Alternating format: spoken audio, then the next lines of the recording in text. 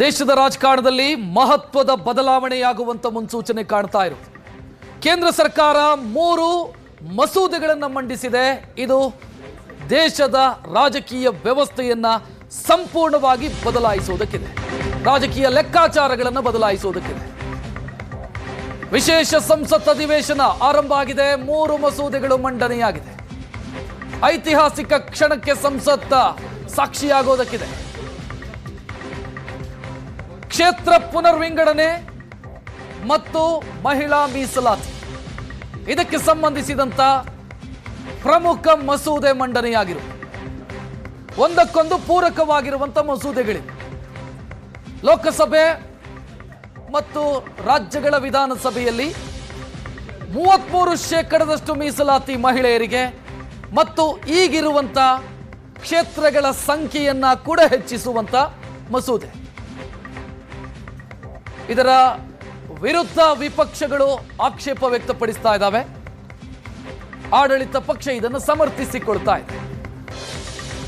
ಮಹಿಳಾ ಮೀಸಲಾತಿ 33% ಮತ್ತು ಈಗಿರುವಂಥ ಲೋಕಸಭೆ ವಿಧಾನಸಭೆಯ ಸೀಟುಗಳ ಸಂಖ್ಯೆಯನ್ನು ಗಣನೀಯ ಪ್ರಮಾಣದಲ್ಲಿ ಹೆಚ್ಚಿಸುವಂಥ 3 ಪ್ರತ್ಯೇಕ ಮಸೂದೆಗಳು, ಆದರೆ ಒಂದಕ್ಕೊಂದು ಪೂರಕವಾದಂಥ ಮಸೂದೆಗಳು.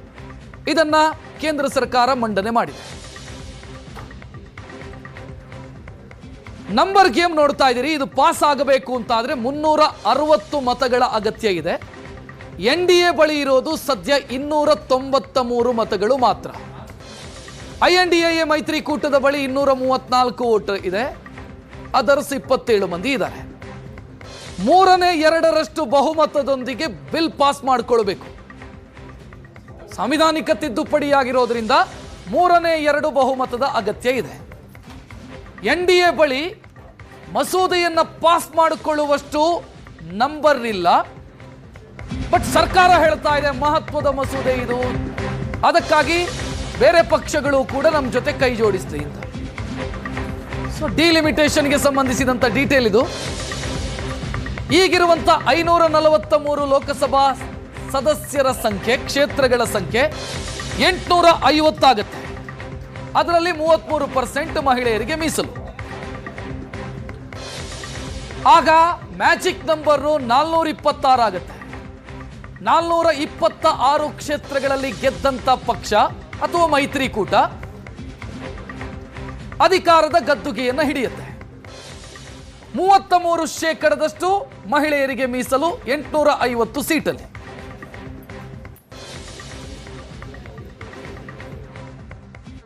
में आप इंट्रोडक्शन को अपोज करने के रूल्स 72 में जो आप बोलना चाहते हैं तो वो टेक्निकल विषय है. आप जो है पूरा इशू पे डिबेट पे शुरू हो गया. वेणुगोपाल जी, ये डिबेट का समय का नहीं है, ये टेक्निकल आप ऑब्जेक्शन जो उठाया उस पे बोलना है. कॉम्पिटेंसी ऑफ द हाउस का जो मामला है आप उसको बताइए. नहीं, पूरा मौका देंगे. कोई अभी बिल पास थोड़ी हो रहा है. आप जितने घंटे जाओगे उतने घंटे मौका दूंगा. 33% of women reservation. Why don't you implement in 2024 election? Sir, you only, sir. महोदय, मैं प्रस्ताव करता हूं कि संघ राज्य क्षेत्र विधि संशोधन विधेयक 2026 को पुनर्स्थापित करने की अनुमति दी जाए. Item number 9 Shri Arjun Ram Meghwal. धन्यवाद अध्यक्ष महोदय. मैं आपकी अनुमति से ये प्रस्ताव करता हूं कि परिसीमन विधेयक 2026 को पूर्व स्थापित करने की अनुमति दी जाए. धन्यवाद. श्री केसी वेणुगोपाल जी. Sir, as per the rules of procedure 72, I raise here to object the bill introduced by Mr. Megwal ji and Amit Shah ji. Sir, this actually is a fundamental, this bill is completely a fundamental attack on Indian federal structure, sir. So what exactly the intention of the introduction of the bill? This is what the entire country is now watching. Last 2023, Lok Sabha and Rajya Sabha, the Parliament passed a bill ensuring 33% women reservation in the Parliament and Vidhan Sabha. Sir, that point of time itself, Leader of Opposition Rahul Gandhi from here, Leader of Opposition of other house, Mr. Mallikarjuna Kharge ji, and former CPP chairperson Sonia Gandhi ji, and all other opposition leaders completely asked the government, yes, this women reservation has to be enforced in 2024. Venugopal ji, Venugopal ji,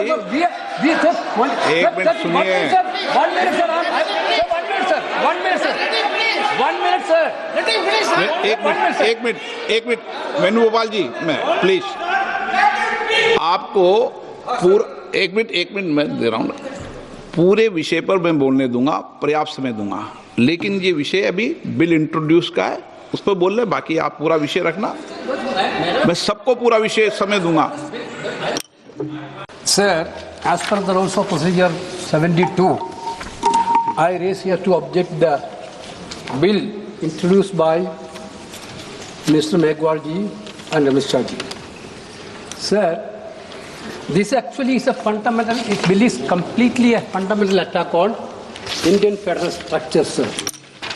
So what exactly the intention of the introduction of the bill? This is what the entire